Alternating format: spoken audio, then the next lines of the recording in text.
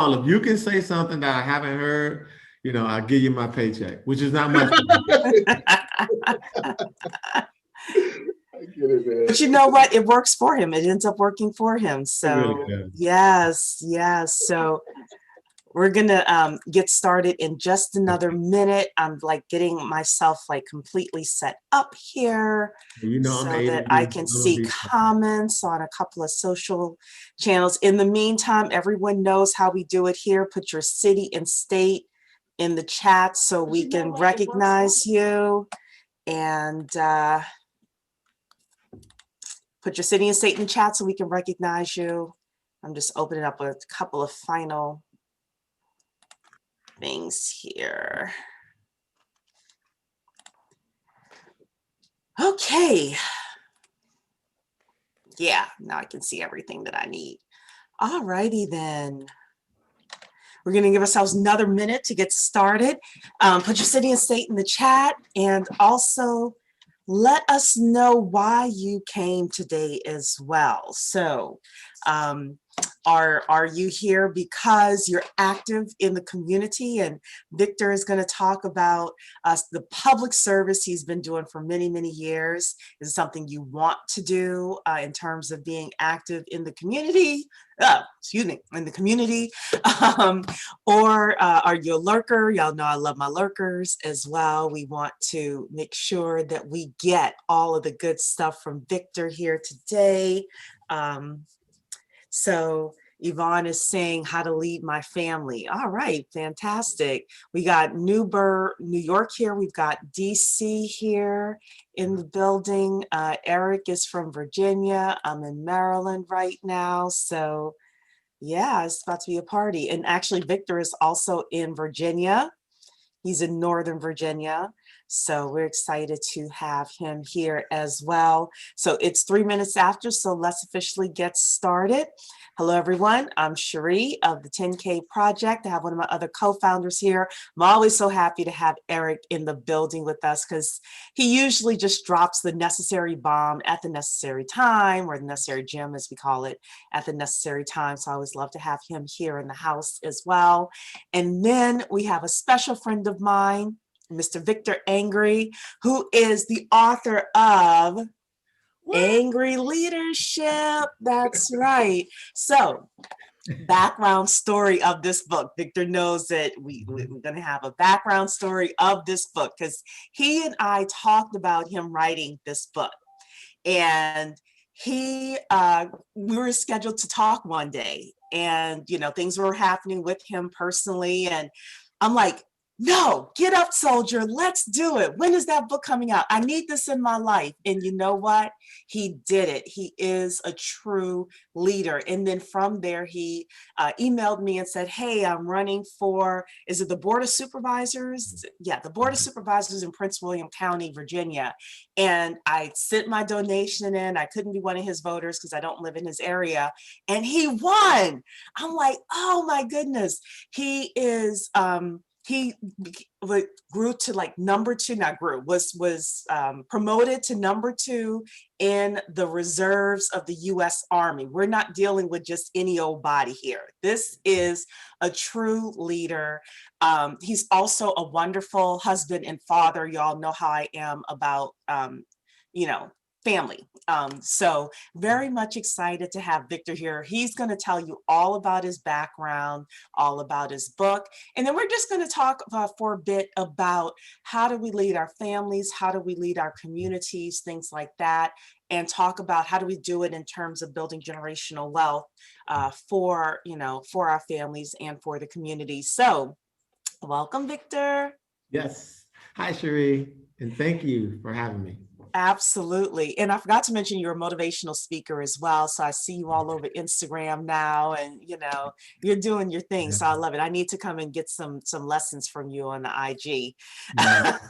But yeah, social media, that's it. That's a new thing. It is. I'm a 68 baby, so I'm old school. So I have to really learn all this going forward. But look, before I start, let me just say this. Thank you very much, because you have been a mentor, motivator, inspiration for me coming up. And I'll never forget, you said, Victor, you need to write a book about 10 things, just 10 things, but I couldn't get to 10. So That's that's why fine. it's 7. And That's I told fine. you that. But Yeah, it's I remember we got on Zoom like Mhm. what about four years ago or something Yeah, like that. It's been a while. yeah, And I just said, yeah, if you just keep it super simple and do this, and I love it because you actually did it. yeah. And I will say, as somebody who gives a lot of advice, it's great when someone actually like takes it Listen. or does something, even if you don't take the exact advice I give, but just takes it, does something and says, hey, this is my finished product. So I made sure to buy not only did I buy a copy for myself, I bought one for my mom as well. So we Yes, both you read did. the Yes, book. you did. Yes, How is yes. mom? Mom is great. Yeah. So we have a puppy now and she's, doing Yeah. the whole puppy training thing. I know I came by the office. Yeah. Yeah. So anyway, okay. So yeah, so let's talk about the topic at hand. So Mhm. before we do that, why don't you tell everybody a little bit about your backstory, because you didn't Okay. have like the peachy keen, background growing up and all of Mhm. that. So Yeah. tell everybody about your background and then how you got to where you are today. Okay, so from a family of 7, 4 brothers and 3 sisters, grew up in Altamont Springs, Florida, which is just a suburb of Orlando, Florida. And at 18, a great lady, a great friend of mine, I call her my godmother, Miss Brenda Patterson, told me during the days of being what I call a knucklehead teenager.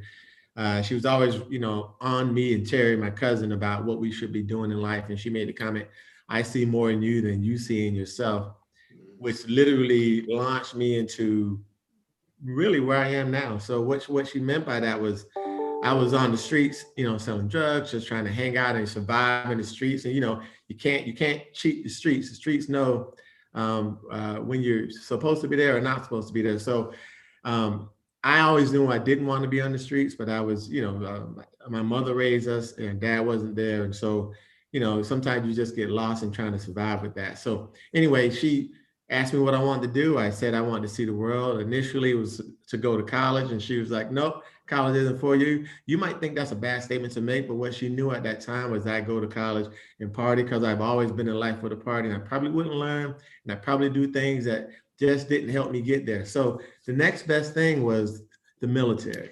And in this particular time, I was thinking the Air Force, but the Air Force recruiter sign on the door said out to lunch.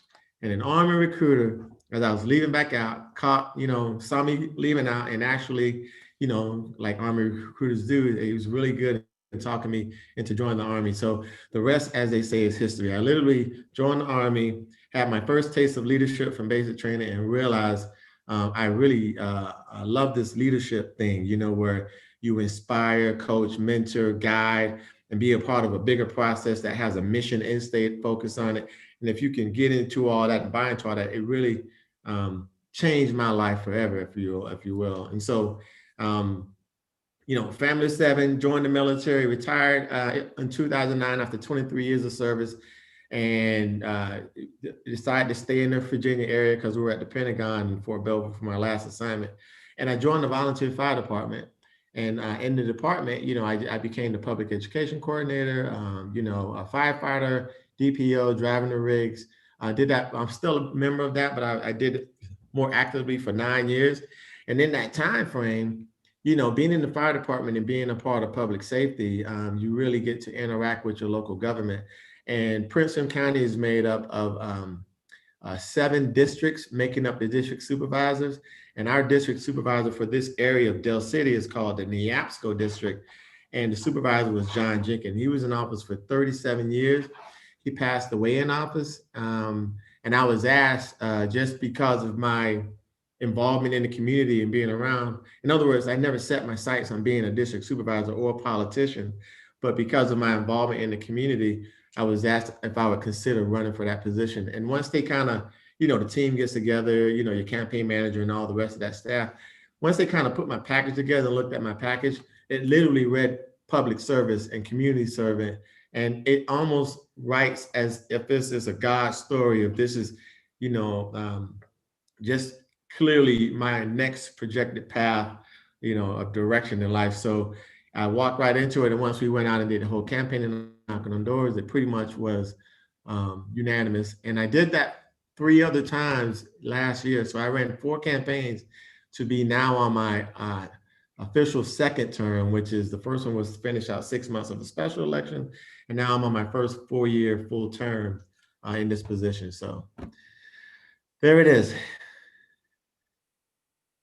I'm on mute. Fantastic. Yeah. So I know that that takes a lot of work. I'm definitely on your list, on your donor list, all of that stuff. So I want to go back though to the military piece of it, because the military these days is getting a little bit of a bad rep in regards to our young sons and potentially daughters, but more so young sons joining the military.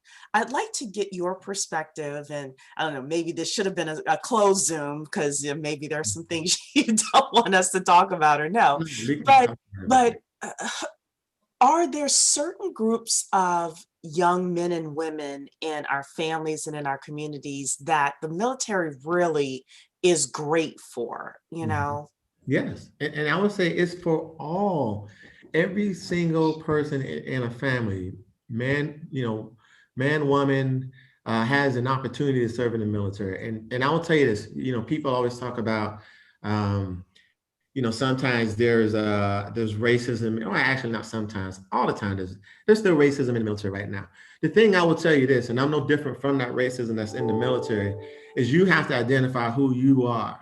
So I realized real quick that when I would tell my leadership that someone in my ranks or a senior over me said something or did something of racism or just disrespect or really didn't treat me fairly, if I tell them that and they find a way to not view what I'm saying, I had to literally reinvent how I process those things and take care of them myself. And I did that through leadership. So in other words, when I walk in the room, my presence is who I know I am, and my confidence hides behind every ruling that the military has put in place, mainly the Uniform Code of Military Justice, UCMJ. So if you know your code and you know some of those policies and processes and procedures that are in place, and you know what leadership looks like, you know what right looks like, you can stand behind that even in front of a first sergeant, a sergeant major, which is our highest ranking leaders. If you were like a private, let's say, a lot of that stuff is intimidating, but if you stand that walk and walk that walk, at the end of the day, regardless of what happens, you feel good about knowing that you respected yourself enough to handle it, within yourself. And then generally, things work out. I mean, it's worked out for me once I realized that I really had to take that bull by the horn and deal with it myself versus trying to have somebody else fight my battles. Yeah, that's a good piece of advice. So the other thing that I wanted to ask you about was the running for office itself. So and Lisa says she's in Woodbridge and you are her county supervisor. So, you got a constituent in here. What exactly does a county supervisor do, especially because we're in the thick and the heart of election season? And we always hear the things like, local is sometimes more relevant and more important to you than national, elections and things like that. So what does a county supervisor do? Yeah, if I put it in military terms, we are boots on the ground leadership. Okay. So our communities are literally our focus. And let me just give a very clear example of that. This morning, I went out to a constituent's house whose home is right next to a park, and he's been there for 25 years. The park is now gone overgrown and trees and everything. He's got some crime coming through here. So I literally went to his house to walk the park with him to see his concerns. There's graffiti on some of the fence. There's some fences that have been knocked down because, over time, people just have not really, let me not say people, the county. I have a Parks and Rec department that goes out and does this, but a lot of this stuff isn't just down to the individual person that's a problem. Sometimes it's funding. So we cut back funding on our parks. And so now you can look at the results of what happened there. So now I got to have a whole list of discussion on a higher scale about how do I get my parks back funded to the levels they should be so that we can now have this same type of security. We can have some upgrades on these facility equipments and, get it back to where it is. So for county supervisors, we do everything from literally a constituent calling me and having a concern to managing roadways. Right now we're dealing with some road infrastructures that we have to do improvements. Remember, Princeton County is 463,000, soon to be 469,000 people. And that's happened over the last 10 years, growing from like 400,000 people. So we got roads, we have infrastructure, we look at land development deals, air quality. So right now we're big on energy efficiency and looking at solar panel and how do we just kind of bring that piece together. So when you start talking about local politics, boots on the ground is us. And we meet every Tuesday over at our chambers, the McCourt building, and discuss the county, the business of the county, I'll say. Now, we also have a relationship with our delegation in Richmond. So when it comes to, policies that really are going to affect how we do business, we really work to try to get our issues addressed. Biggest one we're doing right now, we're trying to get COVID-19 funding extended because right now it runs out on December 31st. And once that happens, what's the plan? So we got a lot of money that we haven't necessarily given out to businesses and done the things that we need to do that are COVID related. So we want to extend that date so we can have more opportunity to look at, daycares, the school system, businesses, restaurants, the malls, all these, how can we help them and try to get the money into their hands in a bigger time manner? So. Yeah, that's very interesting. So as you were speaking, one of the things, and then I'm going to let Eric ask a question. So one of the things that I would ask you is that gentleman that you actually went to his house, because I don't know very many politicians that go to someone's house unless it's, you see it in the mainstream media for various reasons, right? How did that person engage you? And how did that person actually get you to their home? What is there some sort of protocol? Is it based on that specific elected official? Yeah. Walk us through that as we're talking. I got to tell you, my blessing, first of all, how he did that was he had an excellent relationship with Supervisor John Jenkins. John Jenkins literally met with every constituent in his district if they had an issue. The beautiful thing about me replacing or coming out to John Jenkins is, I believe personally, is our military background. John Jenkins was Lieutenant Colonel, United States Army, John Jenkins. And he knew what it takes to, get the mission done, meet with people, look them in their eyes, deal with these situations holistically. And for me, it's very simple because that's really how I made it through my military. So to come behind John Jenkins was easy. So when I went to this constituent's house, first thing out of his mouth was, "Oh my God, like, I can't believe you came here. John would do stuff like this." And it was 9 o'clock this morning, and I didn't give him any heads up that I was coming because he told me anytime you're in the area, just come by. And I was doing some other things, so I missed him the day prior. So I literally showed up. His wife gave him his slippers and a jacket and sent him outside. And then we just kind of went around. And so he literally left us saying, "This is great that you came out here." I gave him my card also, even though he's always known how to get in touch with this office. But I want to give him my personal card. My cell phone's on there. And if he needs me, just give me a call. But I tell everybody that, even Lisa on this call, call me if you need me, okay? Even if you just want to come by the office and sit down and kind of find out what I do that way and then take a tour of the office. We literally just moved our office. So anytime they want to come by. Now, I know we're in a COVID-19 world, so we try to make appointments to do that so we can make sure we got our spacing and all that good stuff. But that's literally how it happens. We just, this number is open for all constituents issues. I have a constituents services section. I also have a land development and building section. And I have a great staff that kind of monitors all that stuff and then keeps me, so I don't go too crazy. They put me in the directions I need to go, and then I go and do what I do best. Right. Well, I will say, everybody knows my saying here. If you don't, you're new. You will hear me say it all the time. It's not what you know, and it's not who you know, it's who knows you. And even when it comes to leading your community, leading your family, whether you're dealing with a politician like Victor, or even when Victor was, the part of the fire department, etc., it's who knows you. And you'd be surprised how the doors swing open based on who knows you and who knows what your concerns are.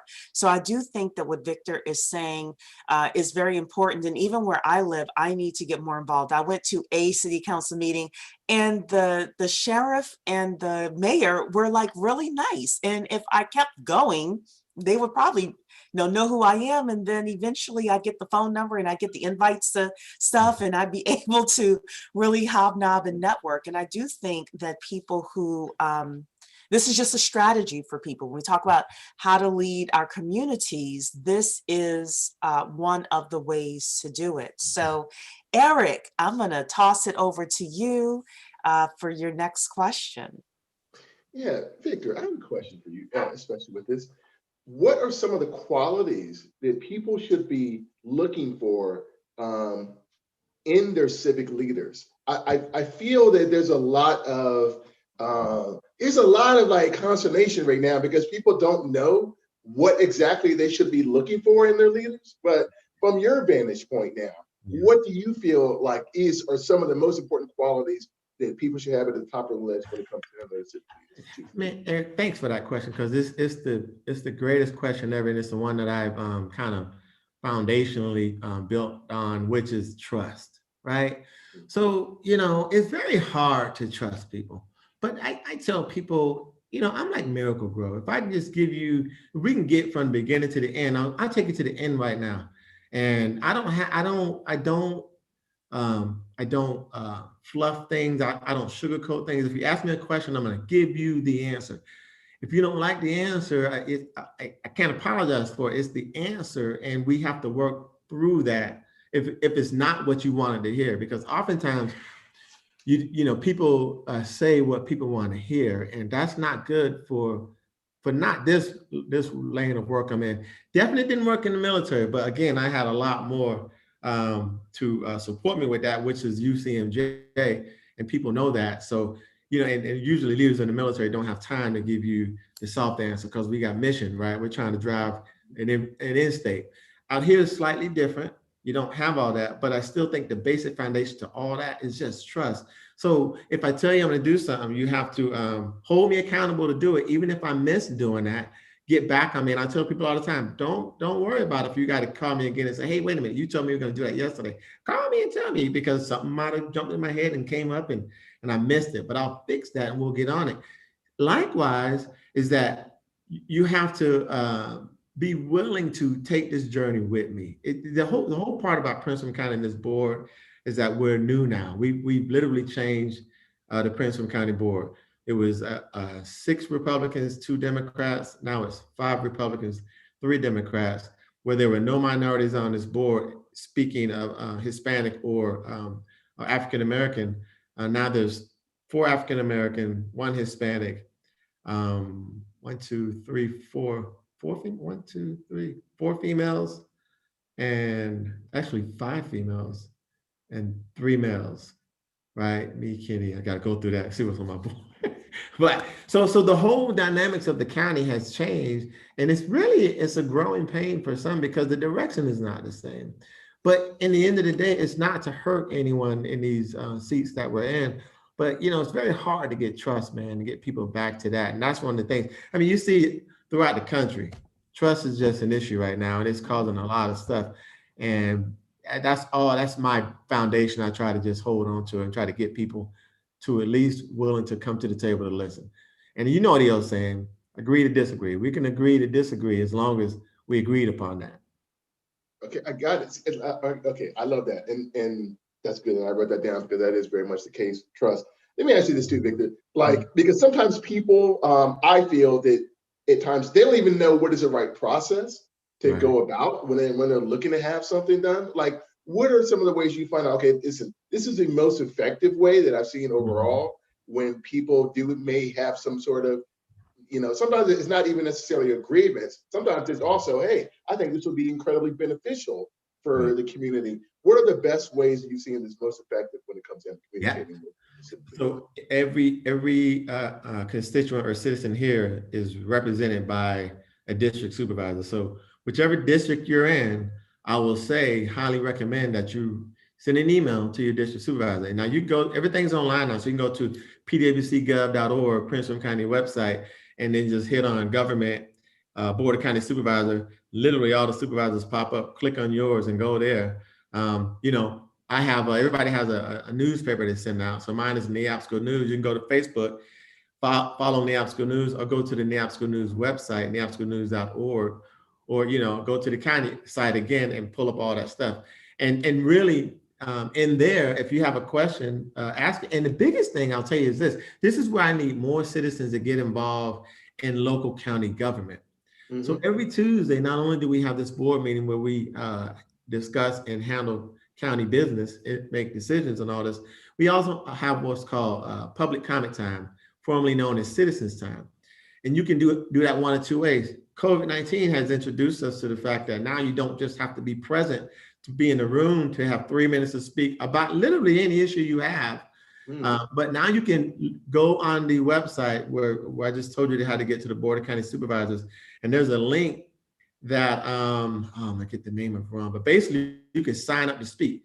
It's like sign up to speak, or it's speaking there. But anyway, you can click on that link, literally sign up. They will give you a Zoom link, and then we have you in a waiting room, and a host allows you to come in and then speak for 3 minutes about your issues, and then you're off, right? The same as in the chambers. You can either come to the chamber and speak for 3 minutes, but in this COVID world, we've been doing a whole social distance, so it's a lot of spacing in there, or you can sit at the comfort of your home, log into this board meeting on a Zoom link, see us, we see you, and we hear your comments for 3 minutes of your issues. Now, we don't have a dialogue, but you're allowed to give us what you need to say for 3 minutes, and then we take that into consideration, especially if it's something that's really relevant to the county. Okay, got it. Okay, that sounds good. Speak up. That's what it's called. Yeah, I mean, I think speaking up, I think first of all, we as citizens, we as Black citizens, we do have special needs, unique needs, etc. Number one is identifying, each one of us identifying what those are that we're like really passionate about, right? And the truth is, if we had, let's just take a local community, right? Your local Prince William community. If you had 3.5% of the Black people in that community to get together and say, these are the top 10 things we want to push for within, our local area, right? So, a couple of people may say, hey, we're going to deal with the school board stuff. A couple of people may say, hey, we're going to deal with the sewage or, whatever, environmental stuff. It's like, who are the appropriate people? And then you set it up where you're actually going every week to those meetings and you're continuously like a hammer to a nail, Eventually things start happening. And one of the things that's frustrating for me with politics is that it feels sometimes like we're not coordinated, so we're not getting anywhere. Or people want the end benefit, but they don't want to do all of the work that it takes to get to that end benefit, or we don't have enough leadership. We don't have enough people who are like, hey, I will take the mantle, I'll coordinate it, or I'm not the best leader, like I'm not a CEO or anything like that, but I can be that backbone that's the administrative person, kind of like we had in the civil rights movement, right? Where you had Dr. King, but then you had also the women working in the background, setting stuff up and all of that. I don't know how you feel about that, but I kind of feel like that is like one practical thing we could take from today's conversation. And it doesn't have to be 10 things. It could be 6 things that we say, this is our core 6 that we're like, we're going to fight for over the next year. And see, there you go with those 10 things. See what I mean? No. I know, the 10 things. That's why I said it doesn't have to be 10, it can be 6. I love it because it brought me back to my book. But I want to say, Sherry, you are right, spot on, which will lead me to the greatest opportunity of what happens when those groups come together. I'm glad you led into that, because we have boards and commissions. And a lot of times out of these group discussions, a commission or a committee is born. And so, we have all these other 10,000 things to do, not to exclude the fact or make an excuse for the things that we're not doing. But when we have these committees, it gives the people the opportunity to be a part of the process, and it helps with the transparency to it all.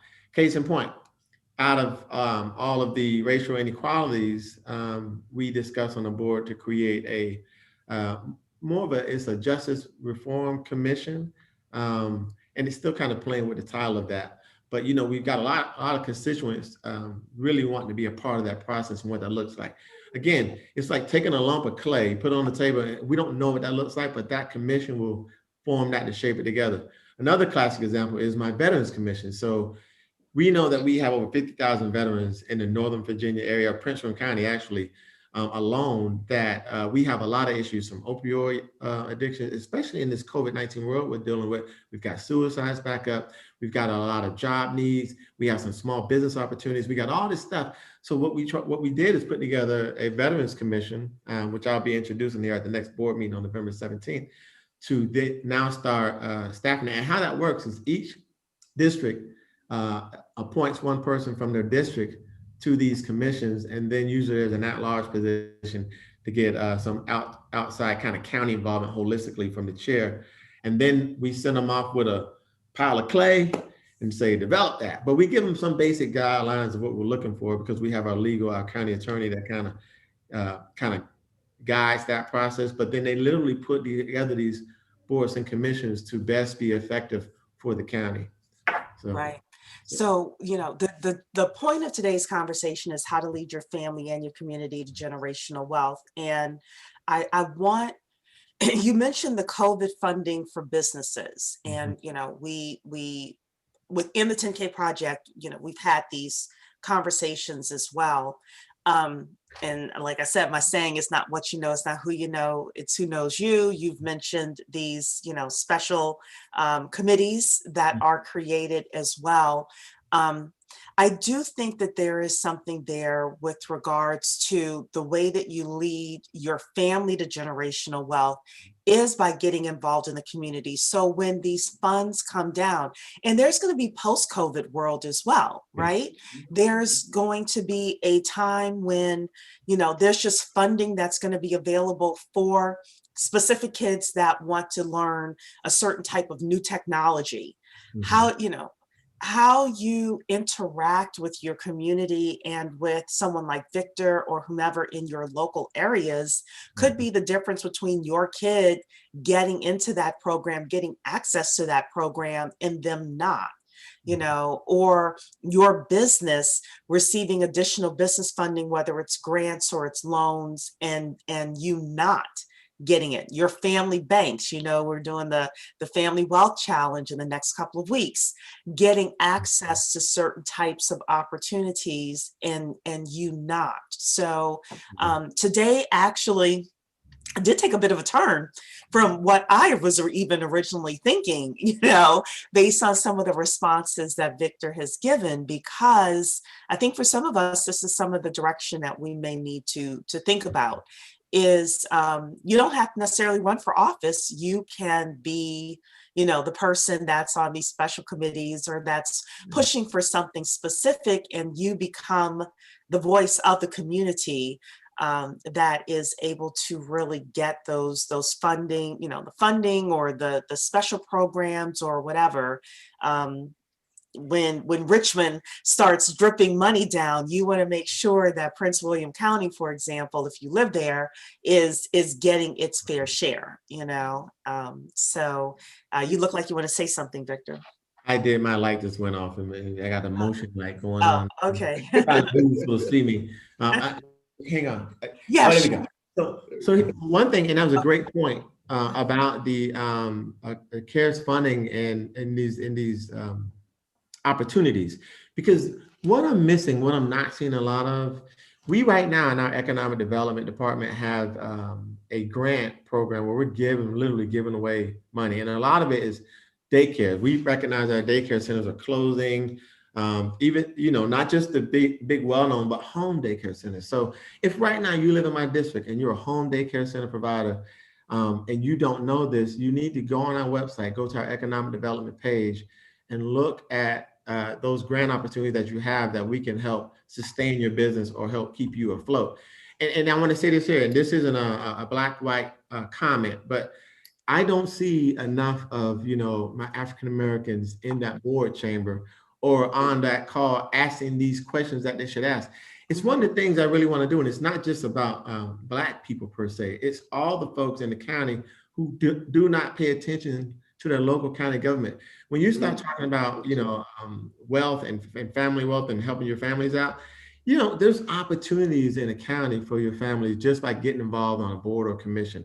You never know, from there could spark your next career in Parks and Rec director, or somewhere in the planning office where you're actually helping to grow the county, where you end up becoming the planning director. These are very, very high qualified and paying jobs that, you could walk into as a apprentice or just learning this way through and grow into something. You just never know, but these opportunities exist here. And so I like to see more involvement from the community to be a part of this process, because as you said, Sheree, there's an educational opportunity, and there's just an opportunity for all of us here.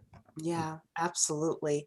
So, Eric, if you don't have any further questions about the public policy, I do want to dive a little bit into Victor's book. Absolutely. Yeah. Okay, so Victor, I want to cross paths here and go a little bit back to the leading the family to generational wealth as well. And I know you're in the process. Both of us, of course, knew Colonel Frank Preston.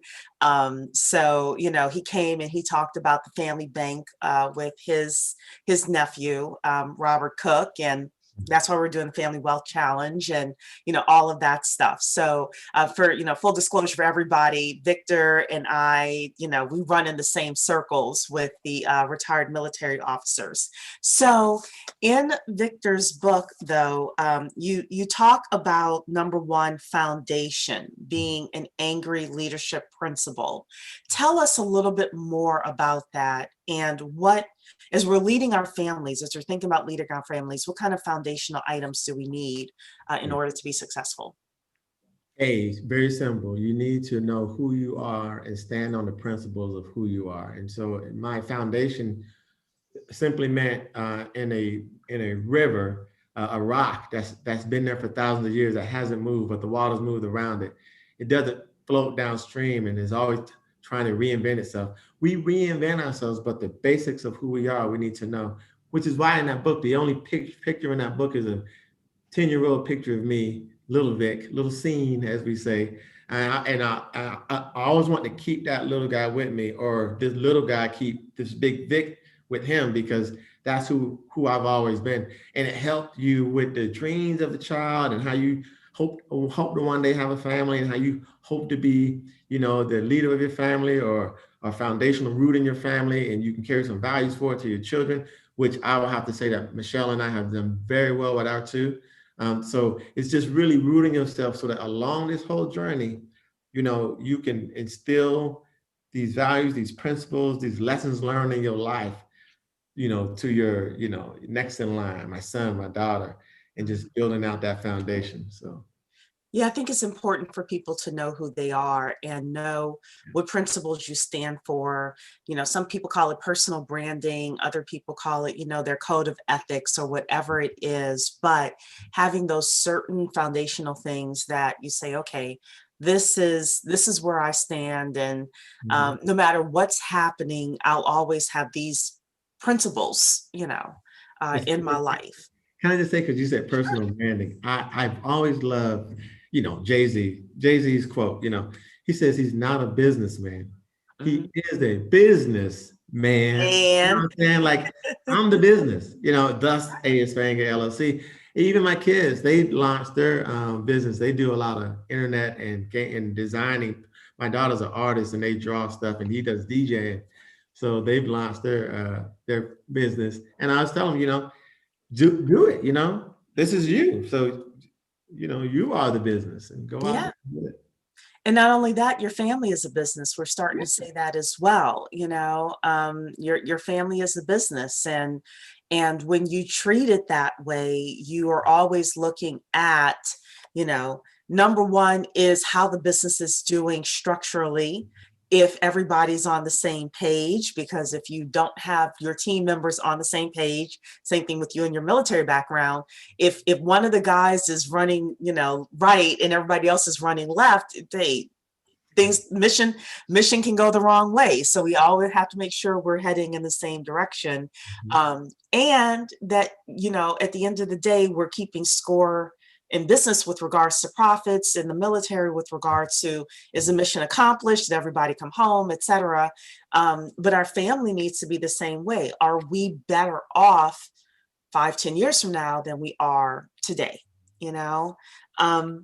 So another is mentors. You talk about mentors and mentorship, and I know you had some great mentors in your life.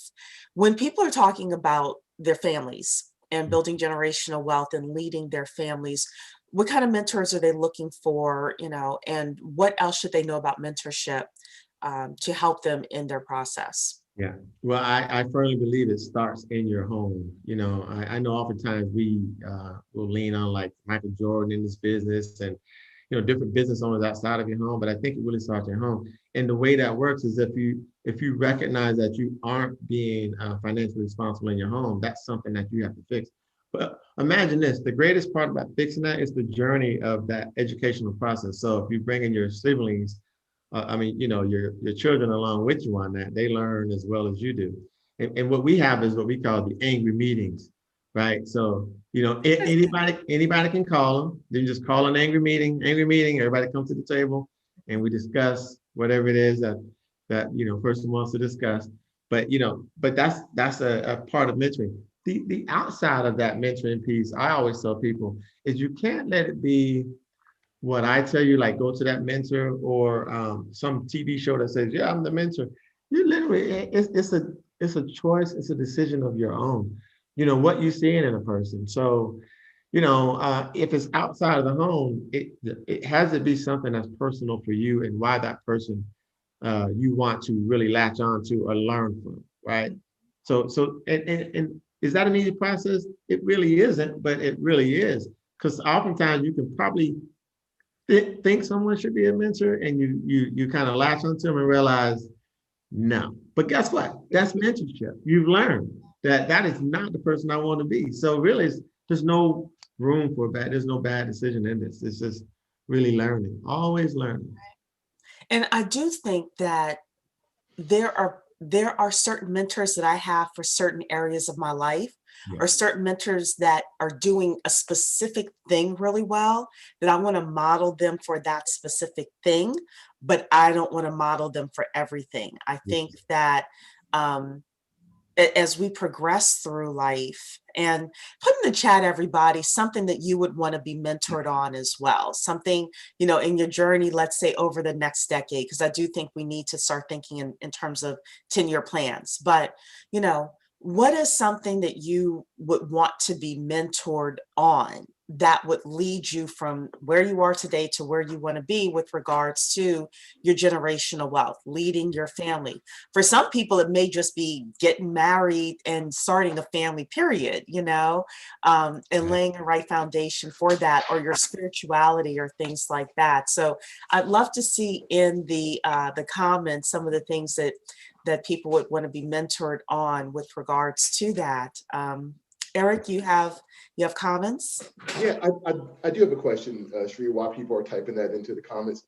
Victor, you said something that really stood out to me, and I wrote this down because I wanted you could flesh this out a little bit. You talked about reinventing ourselves. Mm-hmm. And this is something that I have a really strong belief in. This is something that almost in this 21st century is becoming almost like a necessity, that we continue to reinvent ourselves, regardless of what age we are or what stage of our career. Like, do you mind talking about that a little bit? About I love it.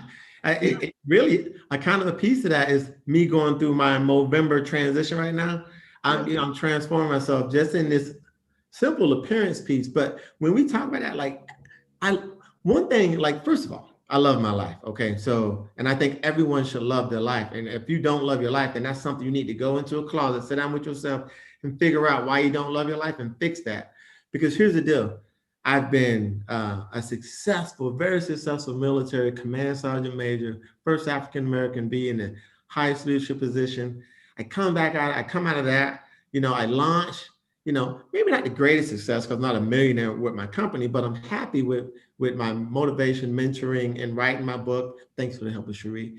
And I'm very success in that piece. And now I'm a politician, first African-American on this board. I really love what I do. I feel like my leadership has guided me into this, even in today's, what I'm doing in this county and how it's my root of all things standing on. All of those are transformations. Like I transformed my life literally 3 times. I know 3 careers, but they've been transformed by my attitude, how I operate in those different fields. But in my family, I've even transformed in that. And here's what I mean. There was a time when all I focused on was those careers and really trying to move forward. And then at the end of the military one, I learned that I wasn't doing great in my family. So I had to put a lot more focus in that, balance that out at the same time of really writing a book and doing motivational speeches and being out there, but the balance was there. And by the time I hit this 3rd career, let me tell you right now, the #1 focus in all of this is keeping my family solid, happy, on the path, and they're proud of me. So my wife will tell you, and I'm just going to go ahead and say it. My wife will tell you after I came out of my military role and I was command sergeant major, and you couldn't call me Vic or Victor or nothing. You had to say sergeant major, and that would get my attention. So literally my wife started having to address me as sergeant major. But what that was, my head got big. My head got big. So when I came out of that, she told me about all of that and how, I let power go to my head. And it was the truth. Once you sit down with yourself and you process that, I realized that. And I said, that'll never happen again. And God blessing, right, has blessed me to have this opportunity again in this high significant leadership role to really just be Vic Angry and do those things that we need to do to progress this county forward, but also balancing my family to keep them right here, proud of me and on board and moving forward. Excellent. That's That was awesome. a lot.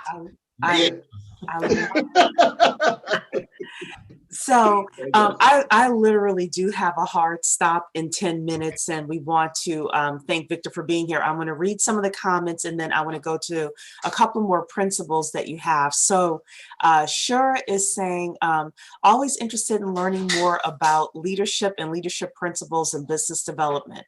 There are a lot of great mentors out there that can help you with that. So Yvonne is saying, leaving a legacy with business ownership.